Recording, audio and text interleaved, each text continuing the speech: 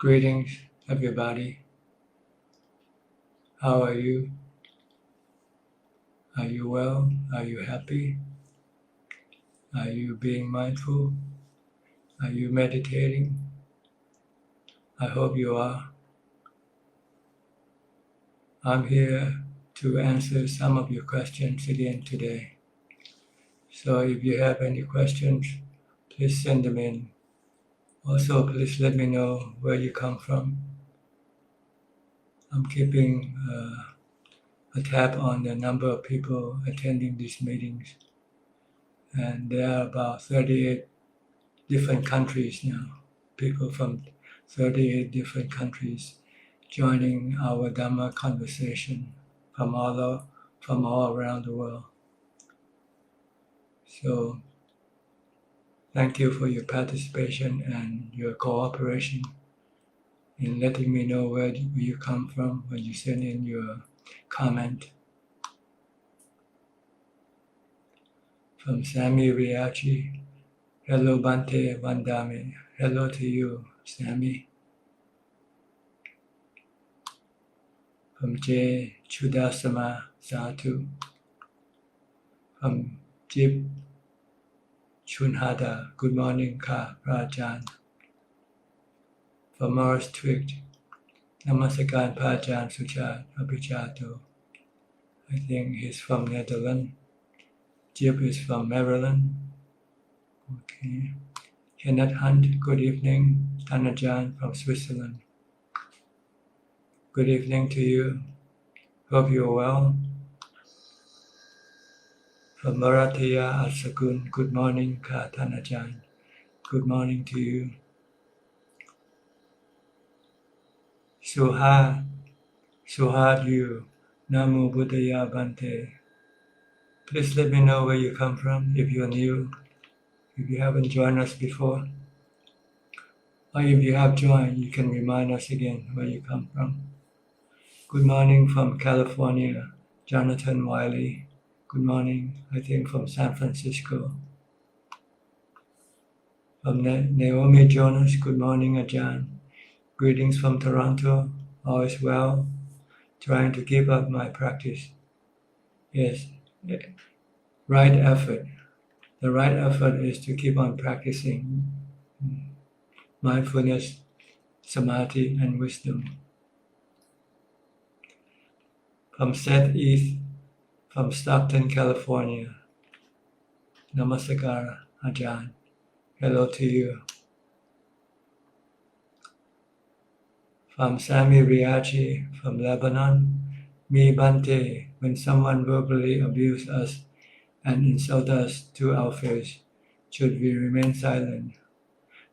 Silent is golden, because when you're silent, then you stop the fire of anger from both sides, from your side and from their side. So things will not go out of hand. It's better if you can even say something nice back to them instead of saying something bad to them. This is being loving kindness. This is showing loving kindness by not show any ill will toward anybody, even though they might not be nice to you. If you cannot show any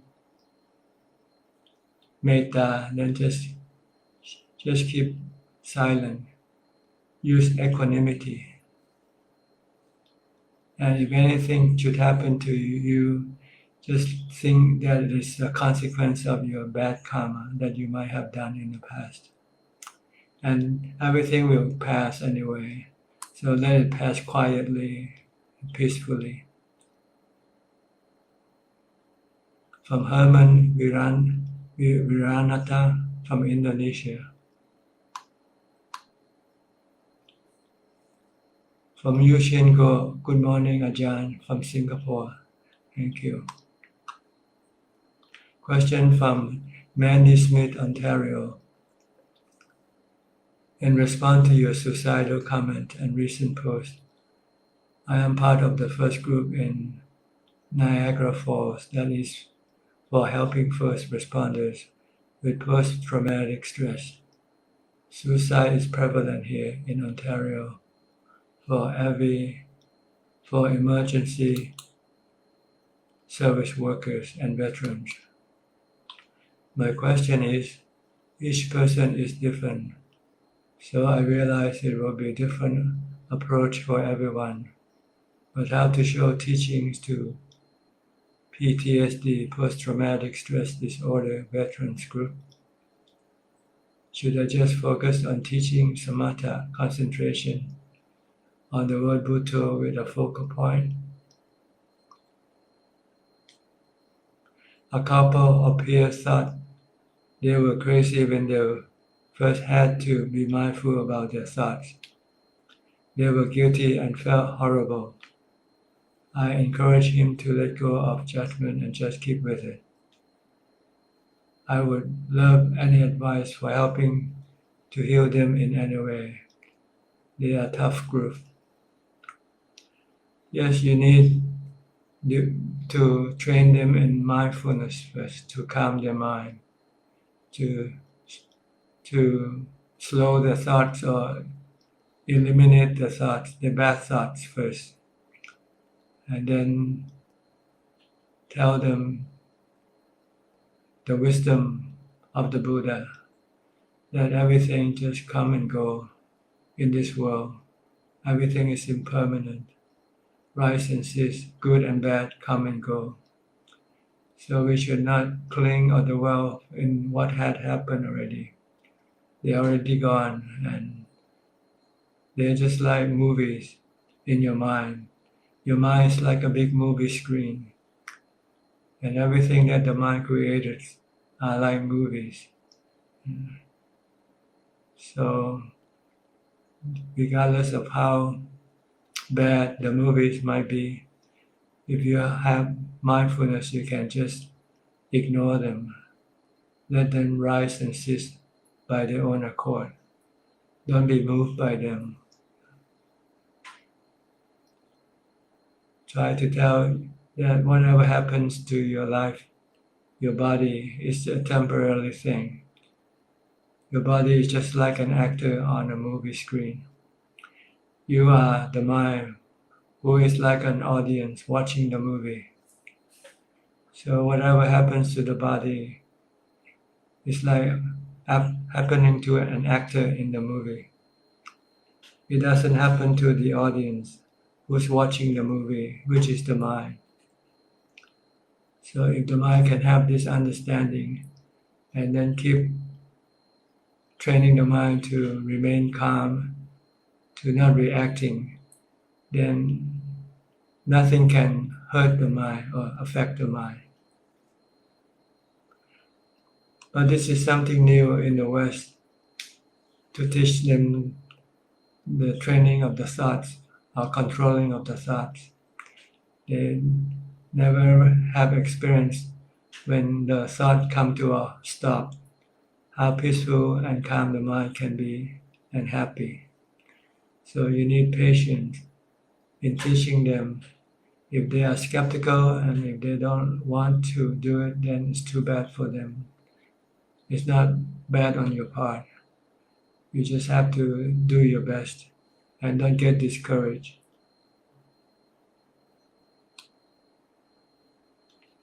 From Cindy Terrian, hello from Vermont. Hello to you, Cindy. From Jacqueline Tan, good morning from Vancouver. So happy to see you, Tanjan. Thank you for taking your time to teach us. Today is Saturday for you. Are you keeping the 8 precepts? From Morris Twig, from the Netherlands. Question, Prajan Suchart. I have nowadays more mindfulness during my walking meditation than during my sitting meditation. I sit in the morning and evening both for 30 minutes. Walking meditation I practice for 1 hour daily. I continue practicing in this way. Yes, you can do this.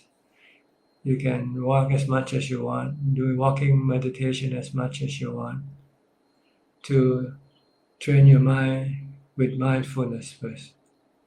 Once you have stronger mindfulness, you'll find that you will be able to sit for longer period of time. So yes, walking meditation is a good practice in order to develop mindfulness. And then it will help you to meditate when you sit longer and enter deeper into samadhi. I practice anapanasati on my breathing. I practice also the 8 precept now, metta from the Netherlands. Yes, walking meditation is good practice. Walk as many hours you can if you like before you come and meditate and sit if you have the time. Because walking, you can be mindful easier than sitting. Because when you sit, your mind starts to react strongly. It doesn't like to be restrained. So it will cause you to feel bad and don't want to sit for a long time. But once you have strong mindfulness and you can concentrate on your meditation object, then the mind will not be able to resist or react your meditation. From Sami Reachi, the problem is when I am silent with abusive people. Later when I meditate, the experience comes in my mind and provokes my anger. How to overcome this? Just ignore it. Come back to your meditation object. Or use metta, sappe satta avera hontu. I shall have no ill will toward all beings. Remind yourself that having ill will toward other people can cause more problems. By not having ill will, everything will eventually stop. So yes, when you meditate and your mind starts to get angry, use metta if you can. If not, just use mindfulness and disregard the anger. Concentrate on your meditation object or recite a mantra. Or if you can, do some chanting. This can also help to calm your mind, to calm your anger. Once your anger disappears, then you can come back and then focus on your main meditation object again.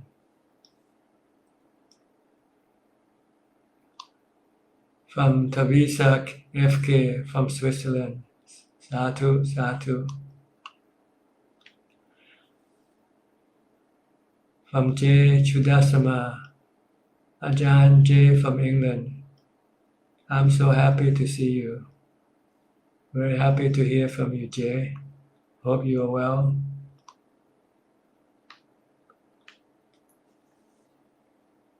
From Jinilin Pur. Good morning, Mahajan. I am Jinilin Pur from Selangor, Malaysia. Sadhu, sadhu. Anumodami. Sadhu to you. From Cheklin Tan. Dear Tanajan, I am curious as to how the Buddha had the idea that enlightenment exists as he has no guidance, role model, unlike us who have the Buddha, the Sangha, teachers like yourself showing us the way and making us feel confident that the path and Nibbana do exist. Well, I think during the time of the Buddha, there were people who were seeking enlightenment also. Those meditators, they were seeking release from suffering.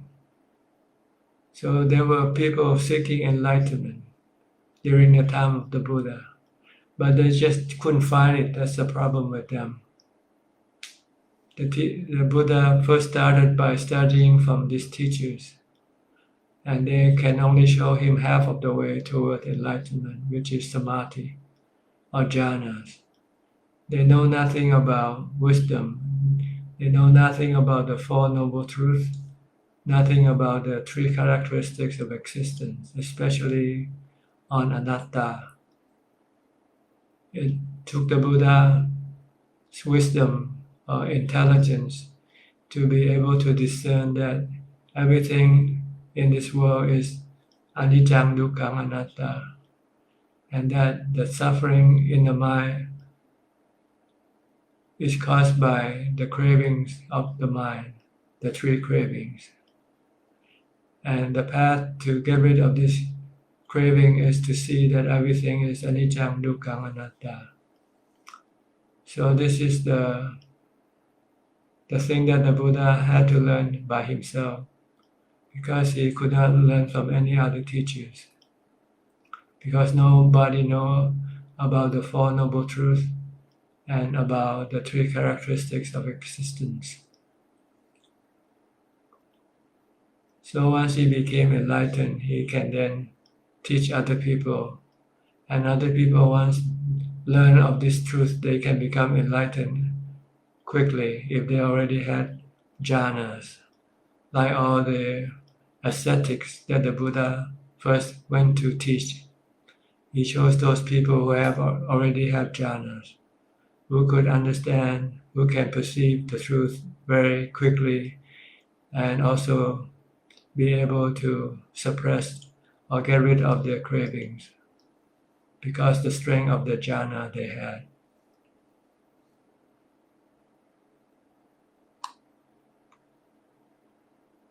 From Varataya Asagun is a Vedana Nupassana Satipatthana for both mental and physical aspects, or is it just the mental aspect? Because the physical part is already dealt with in Kaya Nupassana section. Thank you.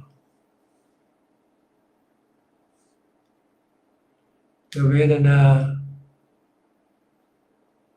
is both physical and mental aspect.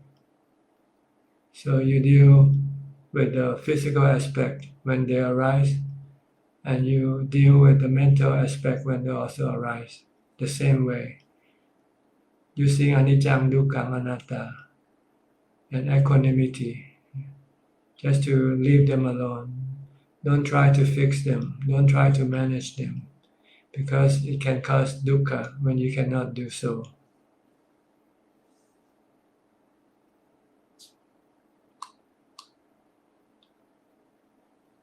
From Claudius Weiner, good evening from Firth, Germany. Venerable Pa Ajahn Suchart, thank you for your teaching. You're welcome, Claudia.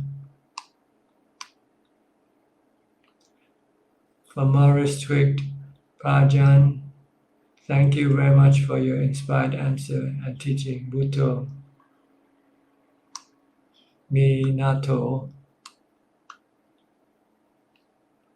From Jeep Shunhada, Prajanka, how can we control our emotions when there is someone always picking on us, not stopping ka? You have to look at them like the weather, something that you cannot control, but something that you have to learn to live with. If we train our mind to accept the weather, so we can train our mind to accept people's action, because they are like the weather in the sense that you cannot control them. You cannot tell them to stop. So you just have to stop reacting to their actions by using mindfulness and equanimity and wisdom, thinking of them as being the weather. Then you don't have to do anything. They can do or say anything and it will not bother you if you think of them as the weather.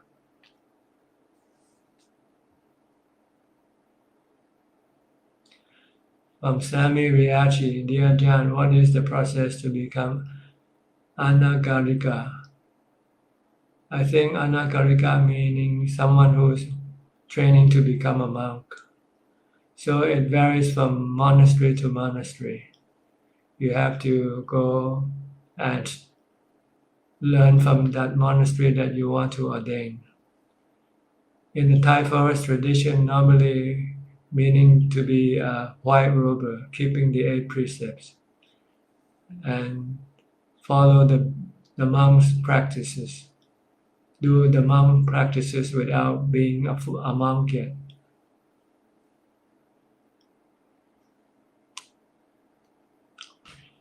Question from Narayanan S. India. If I can perceive everything as just mere element like earth, water, fire, or air, then no defilement will arise because there is no personality view is involved. How do I make this view to become fixed in me and maintain it forever, so that my old view, like seeing person in 5 aggregates, won't occur again? Thanks, Ajahn. You have to constantly contemplating the truth of the 5 elements, that everything is element. When you see somebody, you just see the elements, not a human being, not a man, not a woman, for instance. So you have to keep changing your perception. Every time you see something,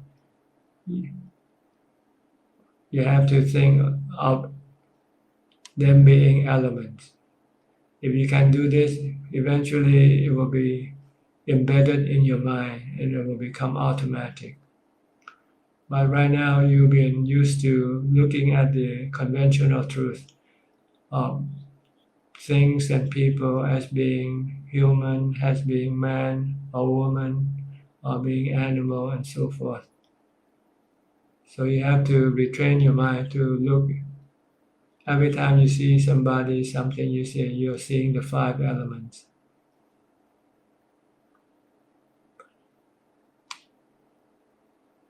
The problem is we tend to forget this. We tend to look at the conventional truth more than the absolute truth.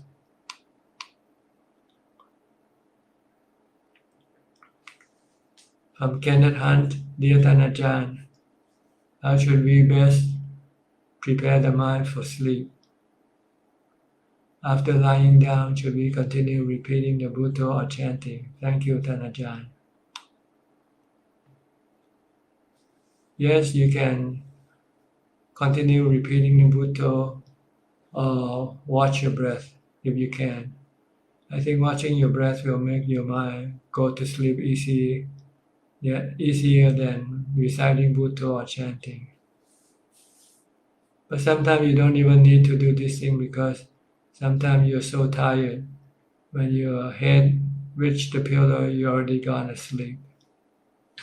But in case when your mind is restless and keeps thinking about this and that, then you can chant Buddha or do some chanting, focus on your breathing.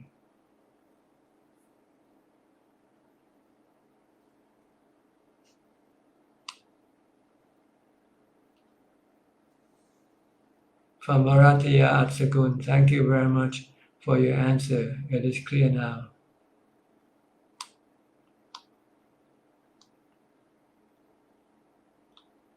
From Sami Riachi, so Anagarika can only live in monastery, they cannot live at home? Not necessarily.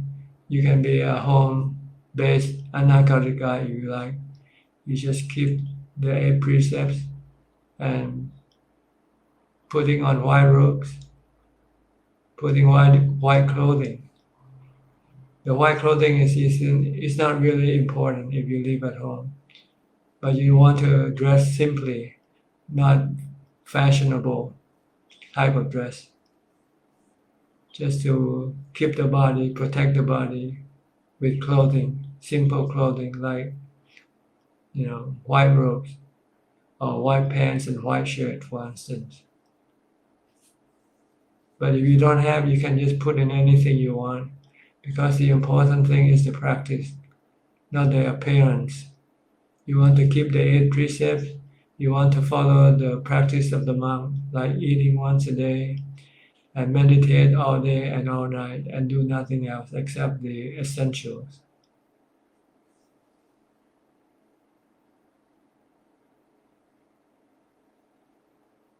From Carl Cermak, excuse me, Tanajan, Anjali, how to generate energy in practice. I cannot feel purpose in things, either in worldly things or in meditation practices. When I meditate, it is as if I have fallen into a hole without energy, without thought. But it is a state that stagnates my life. I feel kind of dumb and without internal fire, without atapi. Thanks so much. Well, I'm not sure what kind of state you enter into when you meditate. Because if you enter in the state of calm, your mind will be peaceful, happy, and quite full of energy. So maybe you're not meditating right or you're not getting the right result. When you meditate, in order to get the right result, you have to have mindfulness, focusing on your meditation object, such as your breath, your mantra, Bhutto, Bhutto. If you can do this, your mind will become more concentrated, and the energy will come from the concentration. And then you will feel that there is a purpose in life because you have found the real happiness, the happiness that you can rely upon anytime. So you have to learn to develop mindfulness first. Try to train yourself in mindfulness from the time you get up to the time you go to sleep. Keep focusing on one object, either on a mantra if you can, or if you have to do work, do something, focus on your body activity. Don't let your mind go into the past or go into the future. Keep it in the present. Only think when you really have to. You can think about the past and the future if you have to. But if you have no purpose, then don't think. Try to keep the mind empty of thoughts and just merely knowing what you are doing. Then when you meditate, your mind can become quickly calm and concentrated, peaceful, happy. And you'll find that this is the goal in your life, that you want nothing else but peace of mind and the happiness that arises.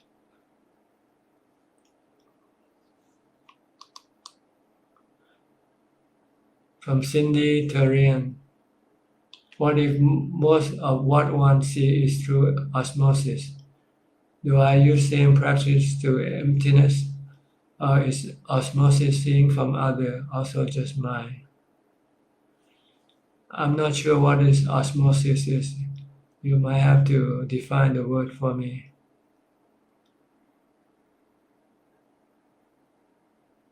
But you can look at everything as being composed of the 5 elements.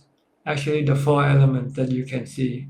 The 5th element, which is the mind, you cannot see that. When you see a person, you see a tree, you see things, they are all elements. They are made from all elements. And they are anicca, impermanent. They form and then they dissolve eventually. They are anatta. There's no self in these things. They are just natural phenomena like the weather.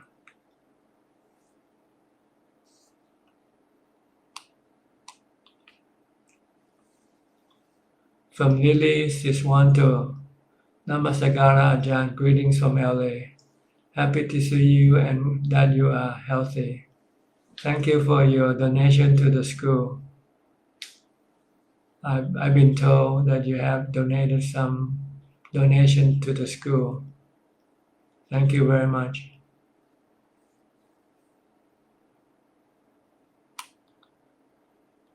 From Jeep Chunhada, Sadhu Sadhu for your answer, Ka. Wishing you good health, Ka.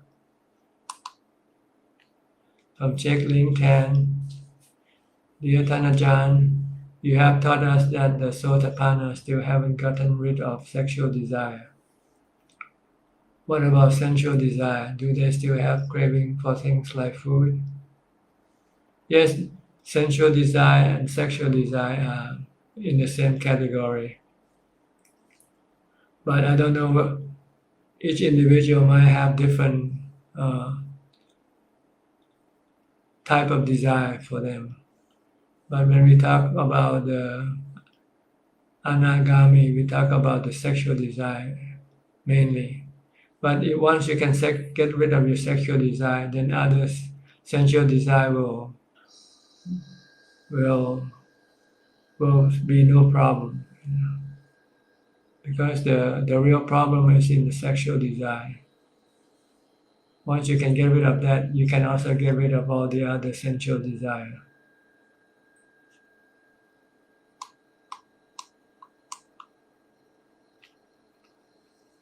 From Lily Siswanto.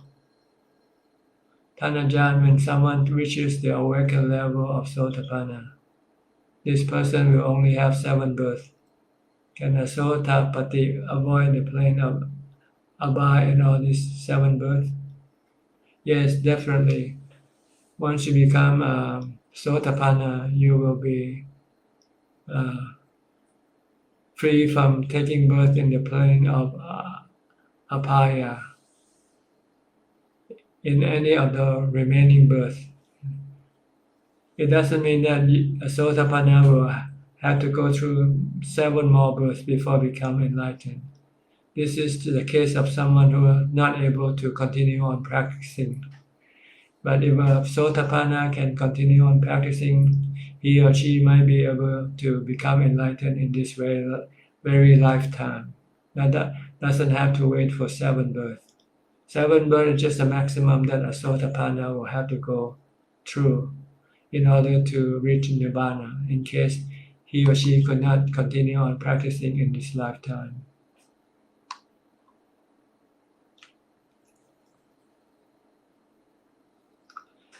From Phoebe saying, hello, dear Venerable Ajahn. What would you suggest to tell a Christian friend who has asked me for advice on learning meditation? Well, you just teach them what you learn, training them in mindfulness.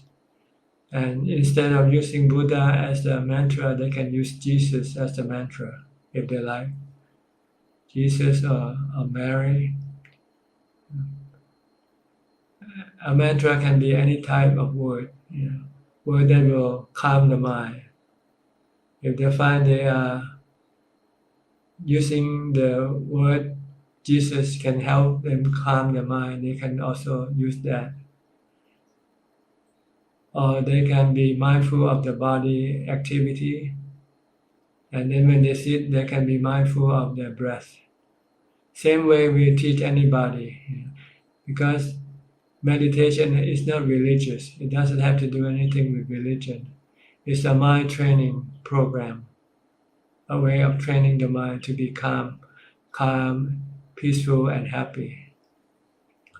Secondly, I would like to know if it is a hindrance to their meditation practice for people who do not accept the religious and ritual aspects of Buddhism and only wish to learn meditation. No, meditation doesn't require that you have to go through the practice of ritual like chanting and so forth. But chanting is also a way of calming the mind. In Christian, they use singing, praising God, for instance. This is a form of chanting. When they sing, they concentrate their mind on singing, so they stop thinking about other things. But they don't do more than singing. After singing, they should sit down and then close their eyes and then concentrate on their breathing, for instance. Then they can meditate and keep the mind focused, concentrated, calm, peaceful, and happy.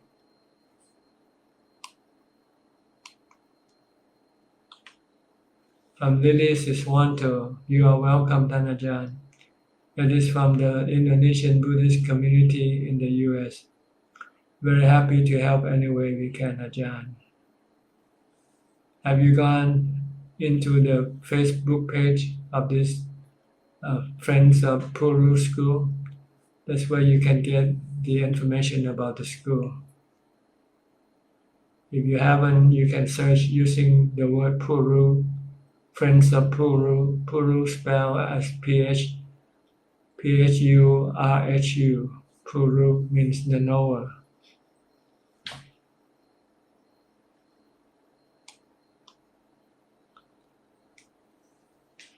From Sami Riachi, Pante, is it okay to do strong breathing to get the mind to focus during the practice of Anapana? No, you shouldn't force your breathing.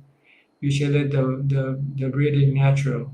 Let it breathe whatever it wants to. If it wants to breathe strong, let it breathe strong. If it wants to breathe soft, let it breathe soft. Don't force your breath. It's not useful to the mind because you want to stop the mind from doing things. By forcing your breathing, then your mind is still doing things. In this way, your mind will not be able to calm down. So don't force your breathing, just watch your breathing.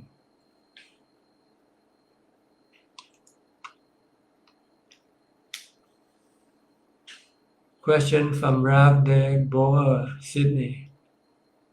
My question about the nature of self and non-self.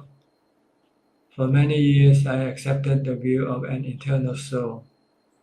During my meditation, I tried to calm my mind, focus on my breath, and see myself as the observer, while understanding the impermanence of this life. Mentally, however, I am having difficulty to reconcile the concept of being an observer with the concept of non-self. Can you please provide guidance on how to overcome this, or how to better understand the principle of non-self? Okay, the mind is a knowing element. It is the one who thinks and who knows. But the problem with the mind of an unenlightened person is to think that the mind is a self. See, that's the only problem. When in fact the mind is just an element like the earth, water, fire, and air element. There are no self in them. So you have to retrain your mind to think in terms of not being a self, just being a knower. That's all. And if there's a knower and not a self, then there should be no reaction toward anything. Like the other elements, they don't react to anybody. They just remain elements.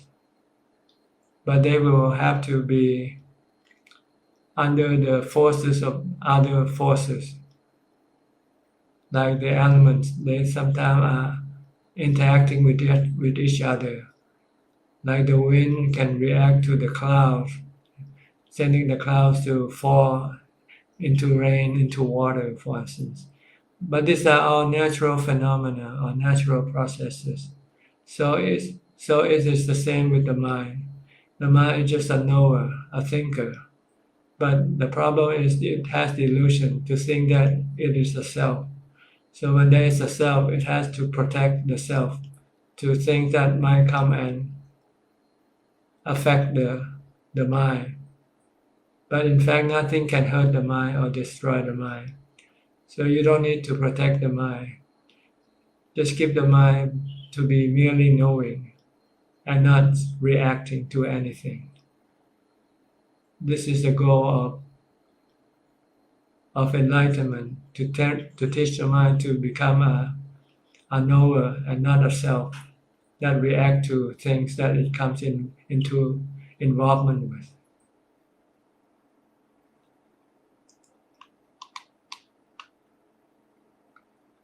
From Sawante, Sadhu, Sadhu, Sadhu.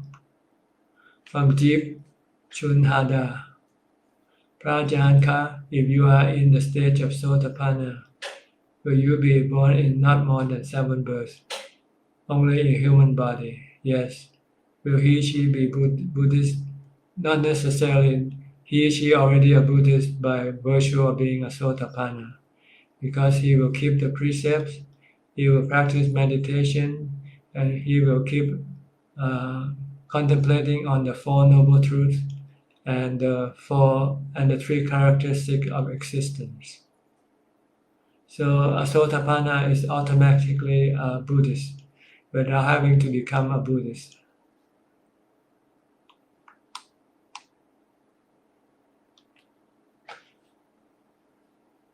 From Nielsen Saul, from Belém, Brazil.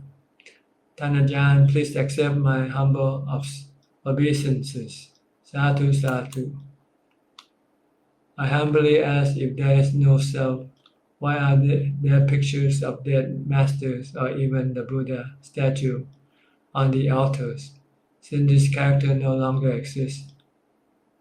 We use it to remind us of them, to remind us of their noble way of life, to remind us of their teaching. That's all. That's the purpose. As a reminder. We call this Buddha Nusati, Dhamma Nusati, Sangha Nusati, to generate our mindfulness of them so that we can learn from them, follow their example. Why are there ceremonials? That's because people like ceremony. That's, I guess, since they could not practice meditation, so they rely on ceremonies to feed their mind with something to do, to keep them occupied. But there is no need for ceremonies in Buddhism. But people cannot practice, so they rely on ceremonies as a way of practicing.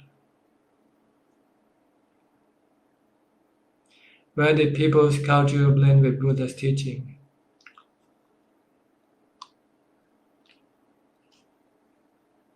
Well, people's way of life sometimes is in conflict with the Buddha's teaching.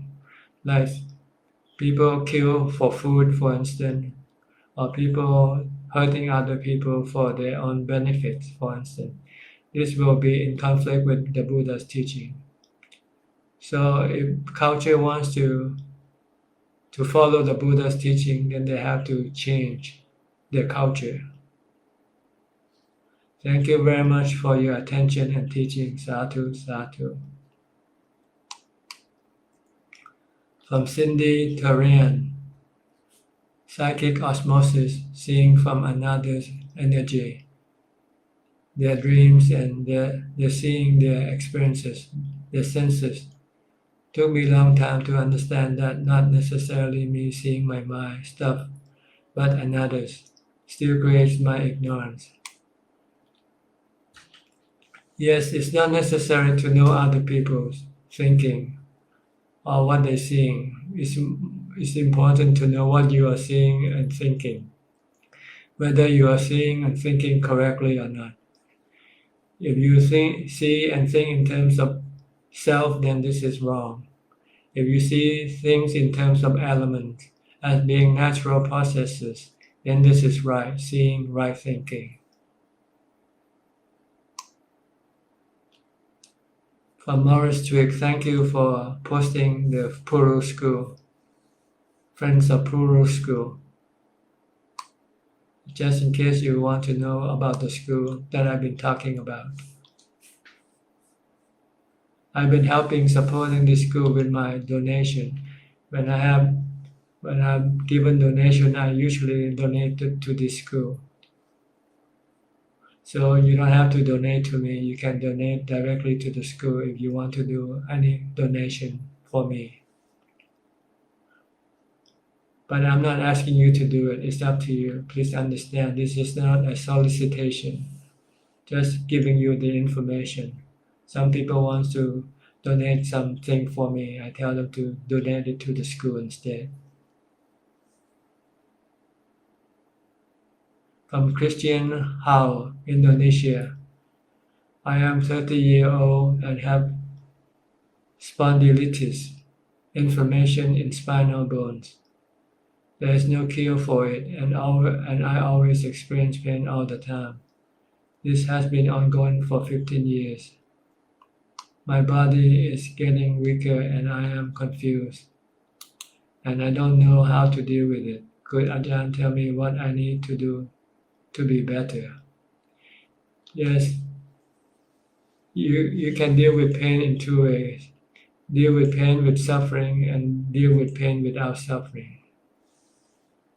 If you suffer because of the pain, if your mind suffers, it means your mind wants to get rid of the pain, wants to go away from the pain. But since you cannot get rid of the pain, then this desire to get rid of the pain can cause you suffering in the mind. The other way is to not to want to get rid of the pain. Since you know that you cannot get rid of the pain, then you just learn to accept it, live with it. If you can live with the pain, then the pain will not be hurting your mind, will not cause any suffering in your mind. It will only stay in the body, which is minuscule when it's compared to the pain in the mind. So this is how you should try to tell your mind to leave the pain alone. Let the pain comes and go of itself. If the pain wants to stay, let it stay. But you should not have any desire to get rid of the pain. Then your mind will be peaceful, calm, and happy.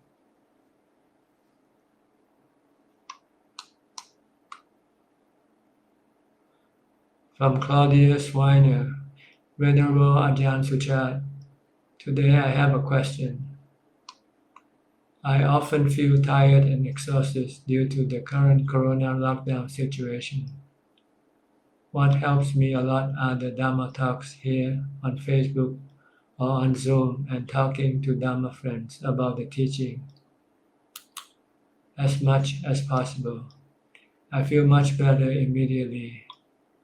What else can I do to internalize the teaching better so that I can help myself better on my own without depending on others? You have to keep reflecting on the teaching that you have studied or learned from your listening to talks or from talking to other people.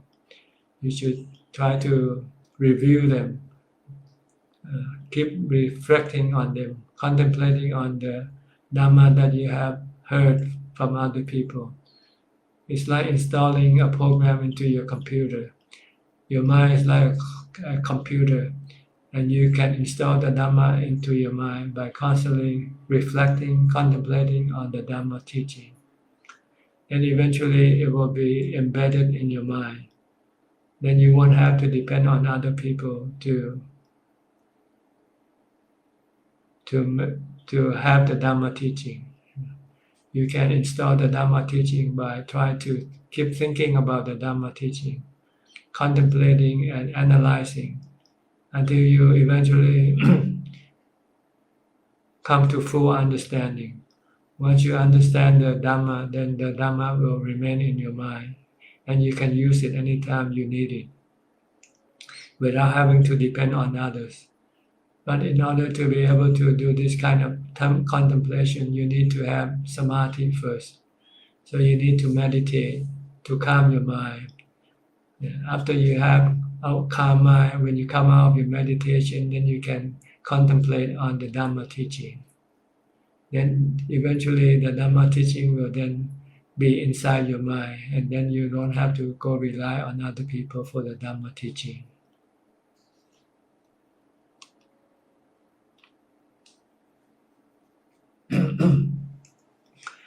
From Lily Siswanto.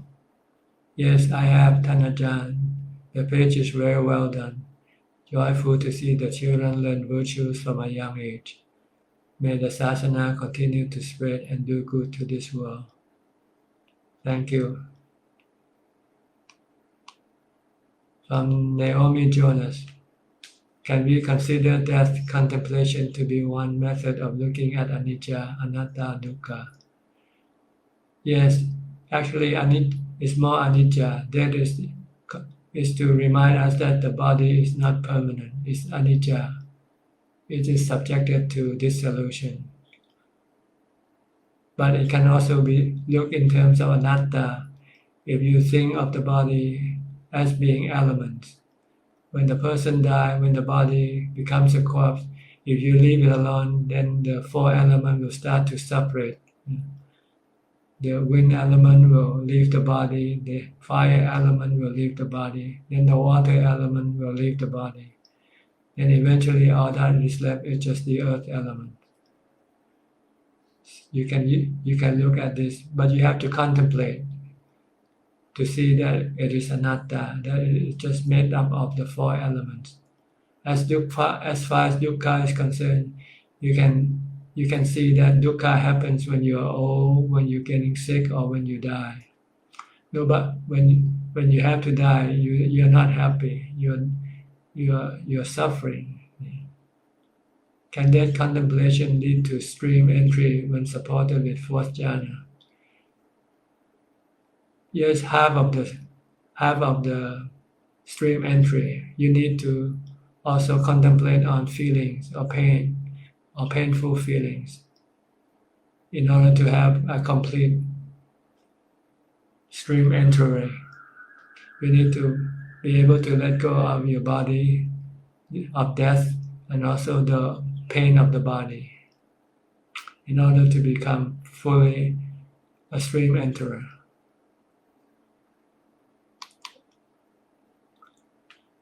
From Christine Kutkowski, hello dear Ajahn. Christine is from the US, Indiana. Is there any way to help someone who has died through the period of Badu? I'm not sure what the period of Badu means, but you can help people who die by donation, doing charity work, and then you can then share this merit that you have earned from doing charity for the departed by just reciting or by just thinking in your mind after you have done a charity that I like to share this merit that I have through my charity to such and such a person who has gone, who has departed from this world. If that person, which is being a spiritual being, happens to be waiting for this merit, then they can use that merit to make them feel happier.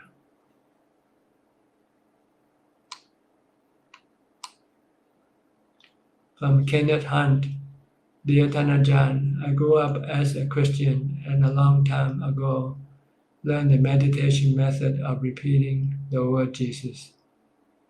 After coming across the Dhamma teaching, I gradually changed to chanting the Bhutto. I find both methods to be very similar, very calming and very acceptable. Thank you, Ajahn. Yes, it's just a way of this hijacking your mind, your thoughts from thinking about other things, to let it think about one thing, like the Buddha or the Jesus. Once you can keep on focusing on this mantra, then you forget about what you were thinking before. Then you will have nothing to cause your mind to have agitation or restlessness. So your mind can become calm.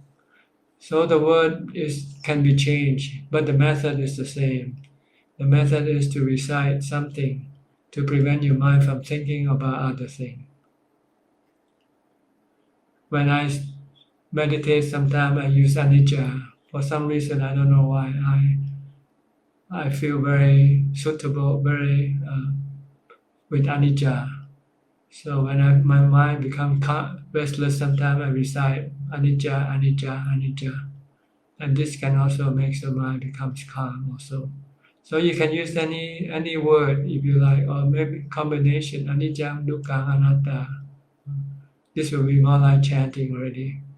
But you can use anicca, dukkha, anatta, or you can chant something brief like Buddhang saranam gacchami, Dhammang saranam gacchami, Sanghang saranam gacchami. Just keep reciting these words, and then your mind will not be able to think about other things. then your mind can then become calm and peaceful.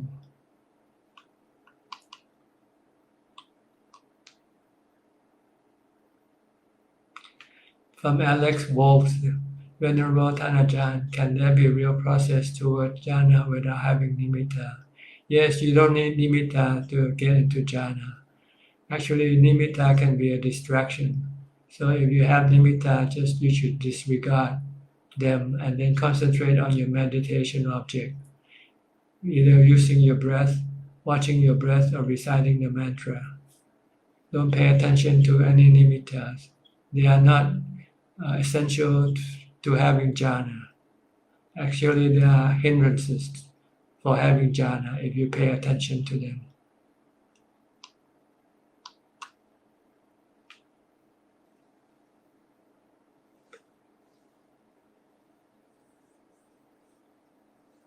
Question from Anthony, Singapore. I am learning Parita chanting. I have listened to the same chant from different sources on YouTube, and some use the word me and some use the word T. As a layperson, which one should I use? I'm not sure because I don't know anything about chanting myself. I think it's more like grammatical. Whether you are a person, you are a man or a woman, I think you use different words for this. A man use one word and a woman use another word. So it doesn't really matter. You can use any one you like. If the goal is to calm your mind.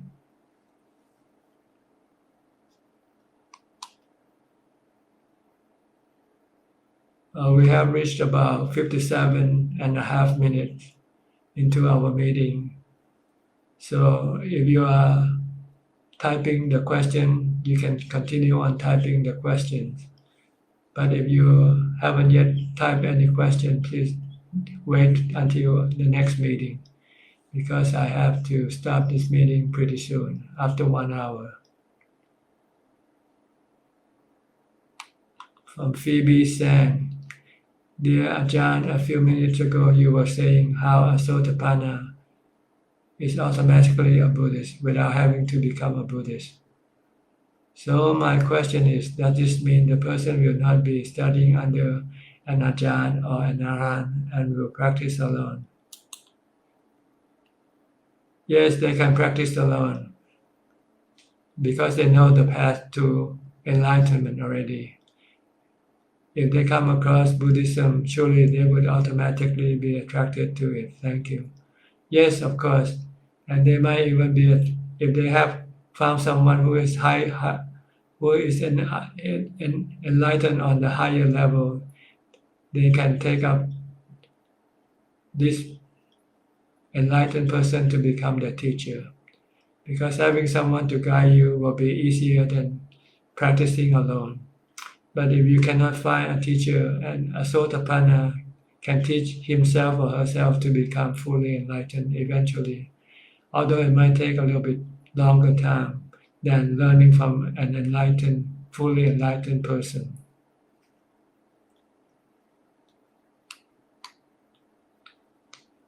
From Anna Goldman, Sadhu, Sadhu. Where are you from, Anna? From Nielsen Saw, Tanajan, please let me make one more question. What is reborn? Karma, the deluded self, the fragmented junction of several deluded selves. Well, what takes rebirth is the mind. See? An unenlightened mind will take rebirth because it still hasn't yet got rid of the cravings for sensual pleasures. And it needs to have a body in order to be able to achieve these cravings. You need to have the sensual organs like the eyes, ears, nose, tongue, and body in order to be able to experience the sensual objects and to become happy from experiencing them. But with an enlightened person, he has gotten rid of his desire for sensual pleasure, so he doesn't take rebirth. It's a mind. The difference is the mind that is enlightened or unenlightened mind. An unenlightened mind will think itself of as a self, while an enlightened mind will think the mind as a knowing element that doesn't need to have sensual pleasures to keep it happy, because it can have happiness from the mind itself, from the calm mind that it has developed.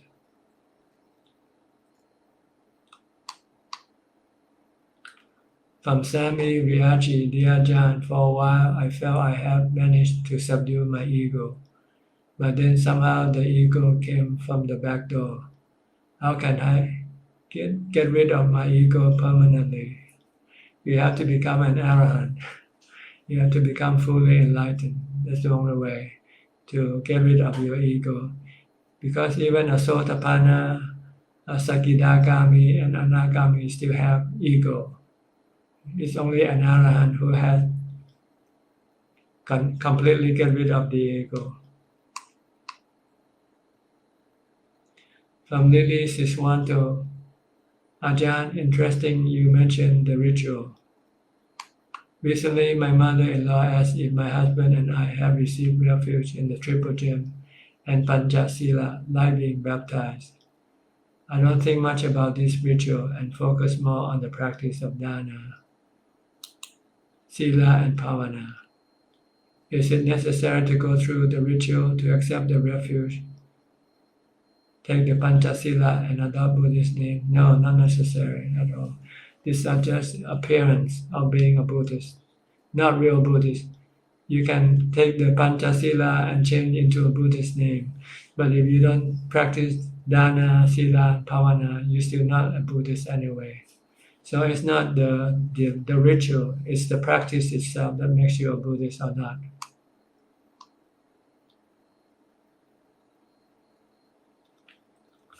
Georges saw his strong Safari. What is the best chant for anger? Love, forgiveness. Just chant love, loving kindness, or forgiveness. Forgive. Let it be. These are the best chant for getting rid of your anger.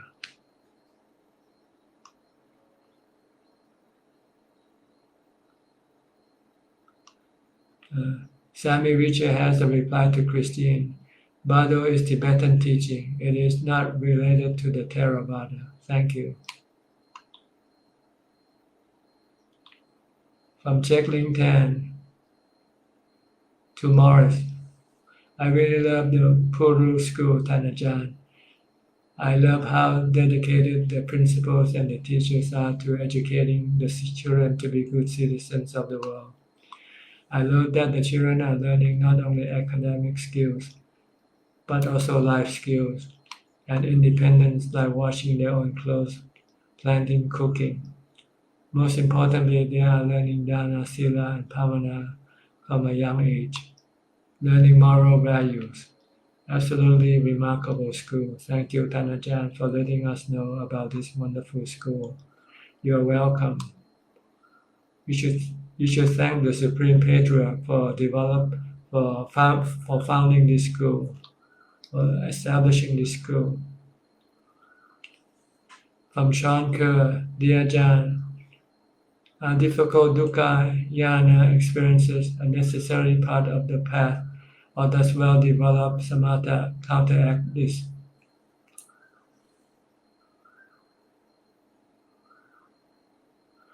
Well, you have to see dukkha in life in order for you to abandon it. So you need to see that life is dukkha. Life is birth is dukkha, aging is dukkha, sickness is dukkha, death is dukkha, experiencing what you like is dukkha, losing something you like is dukkha. These are things that happen in your life. So you have to see this as being dukkha. Then it will make you want to abandon, want to give up life. But not giving up life like suicide, killing yourself, but giving up life by not taking up rebirth. With this life, you just keep using it to develop the Dhamma. You don't have to kill the body. The body will one day die of itself. Because killing is wrong. You cannot kill even your own life.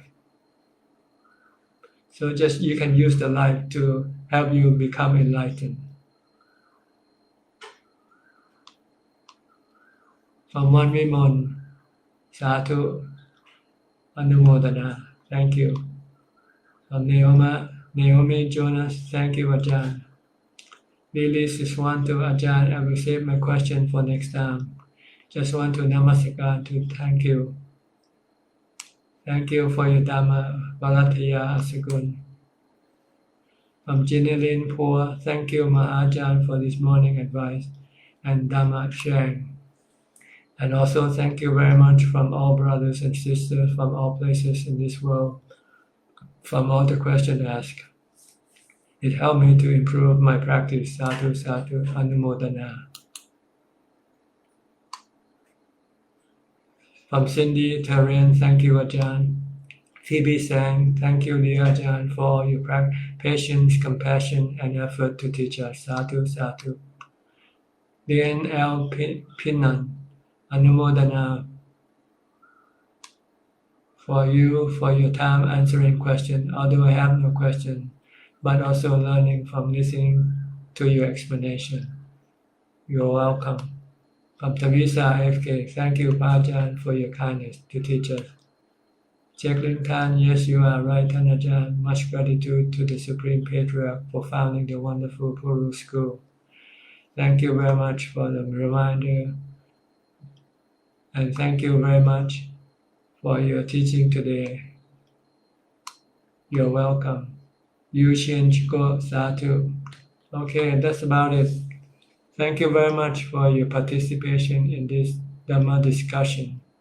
I hope it can be of some benefit to you, help you advance in your practice. So please continue on studying and practicing the teaching of the Buddha. You have to do both. First, you need to study to know the right way of practicing. Once you know, then you should keep on practicing. Don't give up practice until you become enlightened.